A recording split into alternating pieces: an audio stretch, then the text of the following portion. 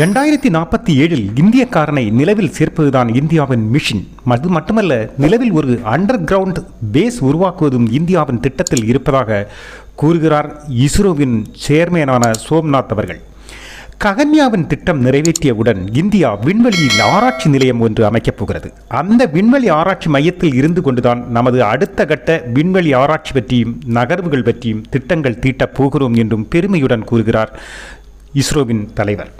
அதாவது, முதலில் நாம் நிலவுக்கு செல்வதாக வைத்துக்கொள்வோம். அப்படி செல்வதாக இருந்தால் முதலில் நாம் பூமியிலிருந்து கிளம்பி இந்த விண்வெளி ஆராய்ச்சி மையத்திற்குத்தான் செல்வோம். அங்கிருந்து தான் பிறகு நிலவிற்கு செல்வோம். அதானது நிலவிற்கும் பூமிக்கும் இடையிலான ஒரு மையமாக இந்த விண்வெளி ஆராய்ச்சி மையம் செயல்படும் என்பது சுருக்கம்.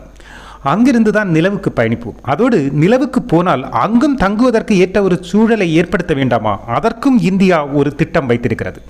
அந்த திட்டத்தின்படி, அது ஒரு சாதாரண திட்டமில்லை. அதாவது அந்த திட்டத்தின்படி நிலவில் சென்று இறங்கிவிட்டு ஓரிரு நாட்களோ அல்லது மாதங்களோ வருடங்களோ தங்க வேண்டிய நிலைமை வந்தால் காலநிலை, பிராணவாயு, காற்றழுத்தம் போன்ற எல்லா வசதிகளையும் ஏற்படுத்தக்கூடிய ஒரு தங்கும் இடம் அங்கு வேண்டும் என்றும் அதை நிர்மாணிக்க வேண்டும் என்றும் இந்தியா கருதுகிறது. அதற்கு நிலவின் நிலப்பரப்பில் அமைப்பது என்பது பல சவால்களை எதிர்கொள்ள வேண்டி வருவது மட்டுமல்லாமல் பல பிரச்சனைகளையும் சந்திக்க வேண்டும் என்று ஆராய்ச்சியாளர்கள் கருதுகிறார்கள். எனவே இவர்கள் என்ன செய்கிறார்கள்? நிலவின் அண்டர் கிரவுண்டில், அதாவது நிலப்பரப்பின் அடியில் அனைத்து வசதிகளுடன் ஒரு தங்கும் விடுதி அல்லது ஆராய்ச்சி கூடம் அமைப்பது என்பதுதான் இந்தியாவின் திட்டமாக இருக்கிறது. அதாவது மேற்கொண்டு செய்யப்படும் விண்வெளி ஆராய்ச்சிகளுக்கும் பயணங்களுக்கும் இந்த நிலவில் உள்ள தங்கும் வசதி அல்லது தங்கும் விடுதி அல்லது ஆராய்ச்சி மையம் ஒரு பேர் உதவியாக இருக்கும். அது ஒரு இடைப்பட்ட தாவளமாக இந்தியாவிலிருந்து விண்வெளிக்கு செல்பவர்களுக்கு உதவும் இருக்கும் என்றும் சொல்கிறார்கள். ஆக இனி பூமியிலிருந்து விண்வெளிக்கு ஆராய்ச்சிகளுக்காக செல்பவர்கள் முதலில் இந்தியாவின் விண்வெளி ஆராய்ச்சி மையத்திலோ அல்லது அங்கிருந்து நிலவில் உள்ள தங்கும் இடத்தில் அல்லது ஆராய்ச்சி கூடத்திலோ தங்கிவிட்டு அங்கிருந்து அடுத்த கட்ட பயணத்தையோ ஆராய்ச்சியோ தொடர முடியும் அளவுக்கு இப்படி மையங்களை அமைக்க இந்தியா பெரும் திட்டங்களை படிப்படியாக வைத்திருக்கிறது.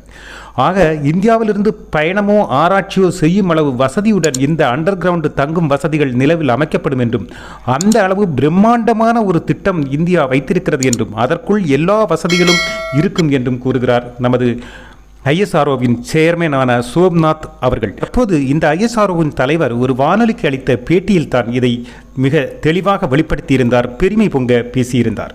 இந்தியாவின் ஐஎஸ்ஆர்ஓ 4 கால் பாய்ச்சலில் பல தொலைநோக்கு திட்டங்களுடன் இலக்கும் லட்சியத்திற்கான காலத்தையும் கணக்கிட்டு வரையறுத்து திட்டமிட்டு முன்னேறுகிறது, செயல்படுகிறது என்பதால் மிக மகிழ்ச்சியாகவே தோன்றுகிறது. 2047 லட்சியத்திற்கான பயணத்தின் வேலைகளை இந்தியா இப்போதே மும்முரமாக செயல்படுத்துகிறது என்பது நினைக்கும் போது நாளைய இந்தியா விண்ணாளும் என்பதில் எந்த சந்தேகமும் இல்லை. அதை நாம் பார்க்கத்தான் போகிறோம்.